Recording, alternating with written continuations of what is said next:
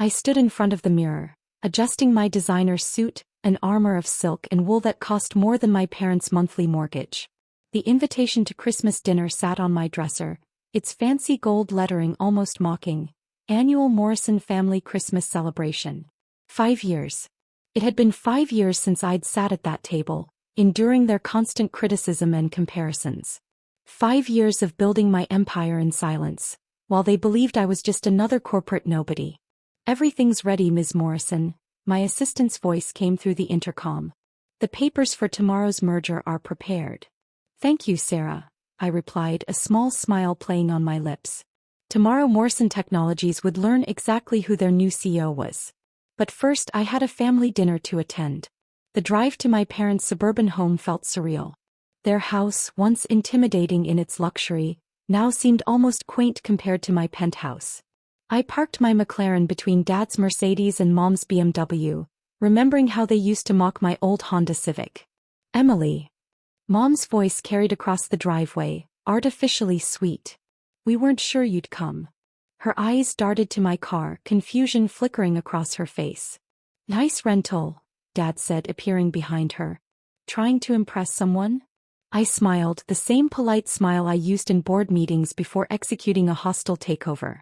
"Something like that." Inside nothing had changed. The same pretentious artwork hung on the walls. The same crystal chandelier sparkled overhead. Family photos lined the hallway, mostly of my brother Michael, the golden child, Harvard Business School graduate and current VP of Morrison Technologies. "Michael's running late," Mom announced as we settled in the living room.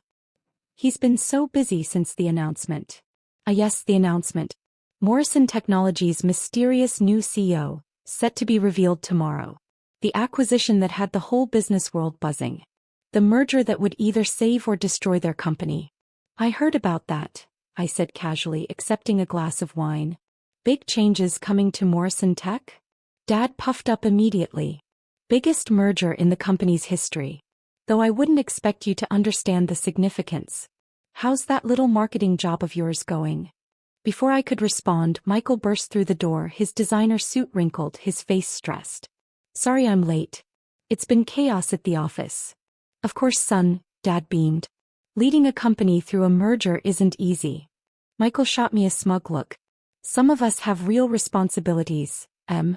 Not everyone can coast through life doing basic office work." I took another sip of wine, letting their assumptions wash over me. They had no idea that the chaos at their office was my doing. Every careful move, every strategic decision over the past 5 years had led to this moment. "Dinner's ready," Mom called out, ushering us to the dining room. The table was set with their best china, crystal glasses gleaming under the chandelier. Just like every Christmas dinner where they'd made me feel small. "So, Emily," Dad started as we settled into our seats, "isn't it time you found a real career? You're not getting any younger." "Dad," I began, but he wasn't finished. "Michael's younger than you, and look at him, VP at one of the city's largest tech companies. Meanwhile you're still..." He waved his hand dismissively, "Doing whatever it is you do." "Actually," I said, "I've been quite busy with work." Michael snorted. "What, making spreadsheets?" "Some of us are handling billion-dollar deals, sis." Mom nodded in agreement. "We just want what's best for you, dear. You're becoming the family disappointment." The words hung in the air, sharp and familiar. But this time, instead of cutting into me, they bounced off my invisible armor of success. Dad put down his fork, his expression serious. "You're the family disappointment," he announced, as if delivering a final verdict. "It's time you accepted that and let us help you find a proper position. Maybe Michael could find you something entry-level at Morrison Tech." Just then his phone rang. The caller ID made him frown. His secretary never called during family dinner. He answered, putting it on speaker out of habit. "Sir." His secretary's voice was urgent. "The new CEO is here." I stood up slowly, smoothing my suit. "Shall we discuss the merger?" The silence that followed was deafening. The crystal wine glass slipped from my mother's hand, shattering against the polished hardwood floor. The sound echoed through the dining room, breaking the suffocating silence that had followed my revelation. What did you just say?" Dad's face had turned an interesting shade of pale, his hands gripping the edge of the table so hard his knuckles turned white. Michael jumped to his feet, his chair scraping loudly against the floor. This is a joke, right? Some pathetic attempt to get attention. His confident smirk wavered when he saw my expression. I pulled out my phone, sending a quick text. Within seconds, Dad's phone buzzed again.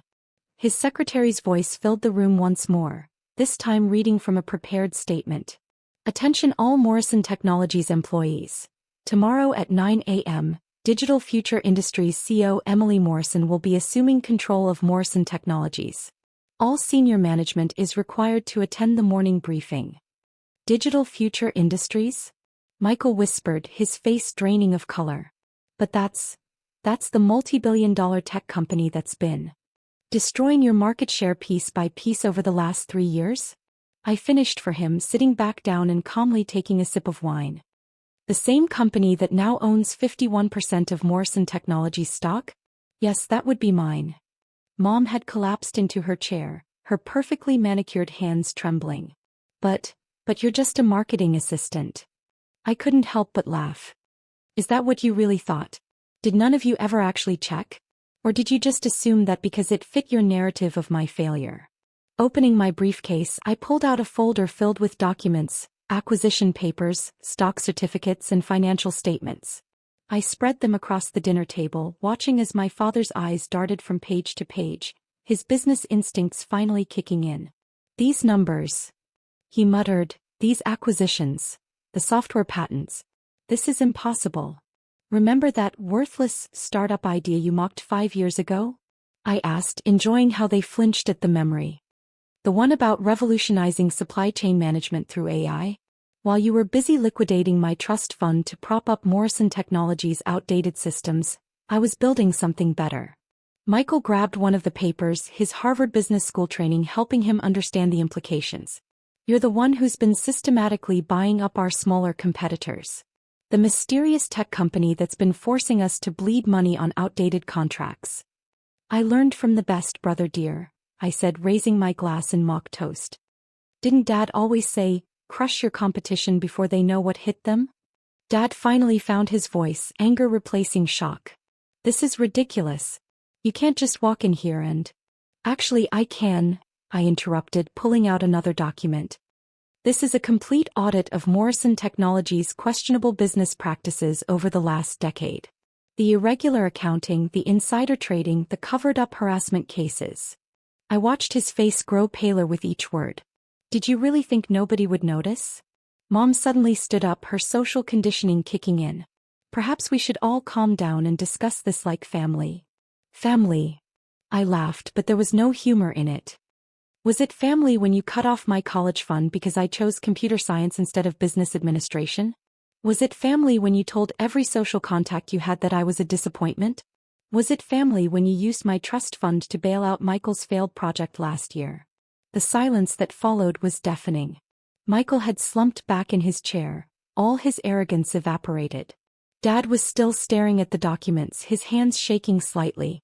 Mom had tears in her eyes, but I couldn't tell if they were from emotion or the realization that their social standing was about to change dramatically. Tomorrow morning, I continued, gathering the documents back into my briefcase, I will walk into Morrison Technologies as its new CEO. By noon, the press will announce that Digital Future Industries has completed its acquisition. By end of day, the company name will change and the Morrison era will be officially over. You can't do this to us, Michael whispered. We're your family.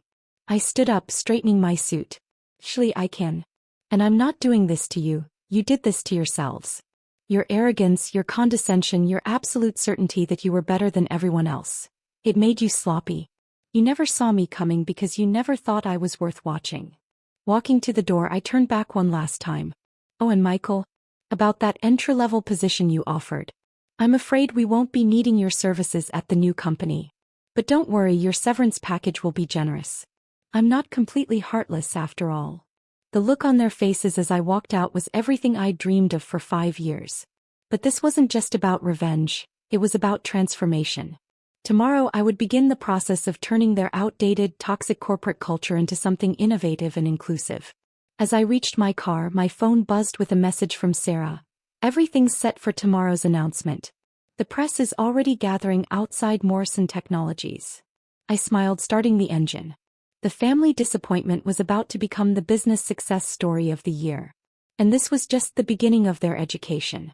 The next morning, I stood in my private elevator, ascending to the top floor of Morrison Technologies headquarters.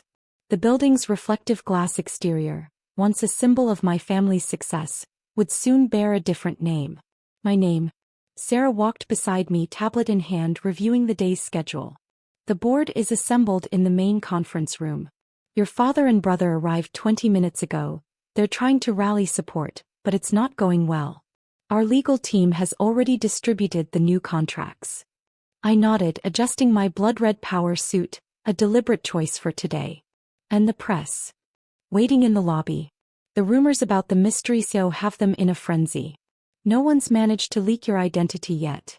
The elevator doors opened directly into the executive floor.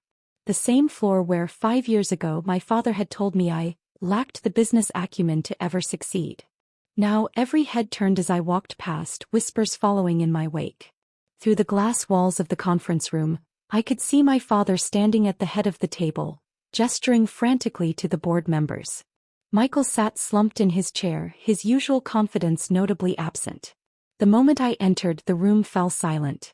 "Good morning," I said, my heels clicking against the marble floor as I walked to the front. "I believe you're in my seat, Dad." He didn't move. "This is ridiculous, Emily. You can't just walk in here and dash." "Actually," a voice interrupted from the doorway, "she can." Bernard Chen, the company's longtime legal counsel, entered with a stack of documents. "Ms. Morrison now owns controlling interest in the company. The board has already ratified the merger agreement." "The board?" Dad sputtered, looking around at the faces he thought were his allies. "Without consulting me?" "We did consult you," Gloria Martinez, the longest-serving board member, spoke up. 3 months ago, when Ms. Morrison's company, operating under a different name, proposed modernizing our infrastructure. You dismissed it as unnecessary expenditure." I smiled, remembering that meeting. That dismissal cost Morrison Technologies its largest government contract. A contract that, coincidentally, was awarded to Digital Future Industries. "You engineered all of this," Michael said, finally speaking. "Every setback, every lost contract." "I simply offered better solutions," I corrected him. "Solutions you would have seen coming if you'd spent more time innovating and less time coasting on the family name." Walking to the floor-to-ceiling windows, I gazed out at the city skyline. 4 years, Morrison Technologies has operated like it's still 1985. Outdated systems, hierarchical management, toxic workplace culture. I turned back to face the board. "That changes today." Sarah distributed tablets to everyone present. "You'll find our 5-year modernization plan on your screens. Phase 1 begins immediately." "Phase 1?" Dad asked, his voice weak. "Complete restructuring," I replied. "New management, new systems, new corporate culture. No more old boys club, no more harassment cover-ups, no more nepotism." Michael stood up abruptly.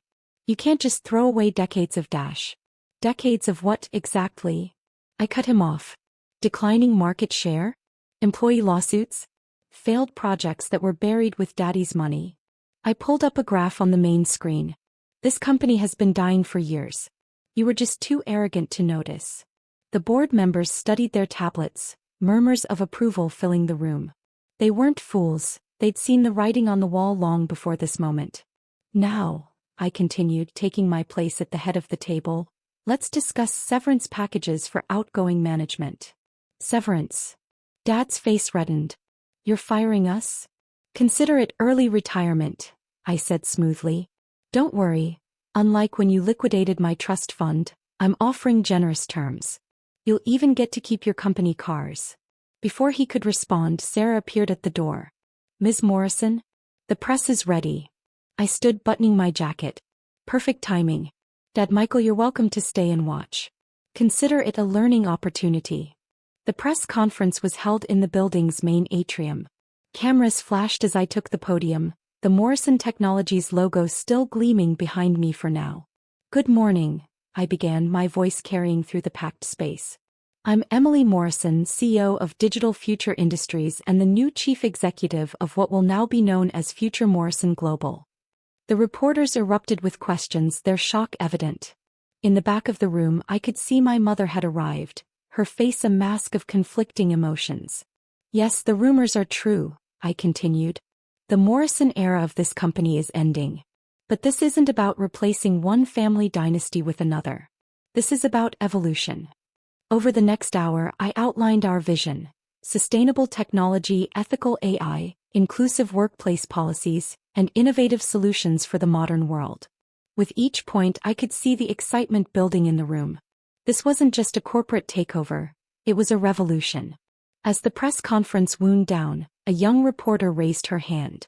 Ms. Morrison, what would you say to other women facing similar obstacles in their careers? I paused, thinking of all the nights I'd worked in secret, all the doubts I'd overcome, all the mockery I'd endured. Success, I said finally, is the best revenge. But it's not enough to just prove them wrong. You have to build something better. Something that ensures no one else faces the same barriers you did. Looking up at the executive floor, I could see my father and brother watching through the glass walls. Their expressions reminded me of last night's dinner, shocked, angry, defeated. But this wasn't about them anymore. This was about the future.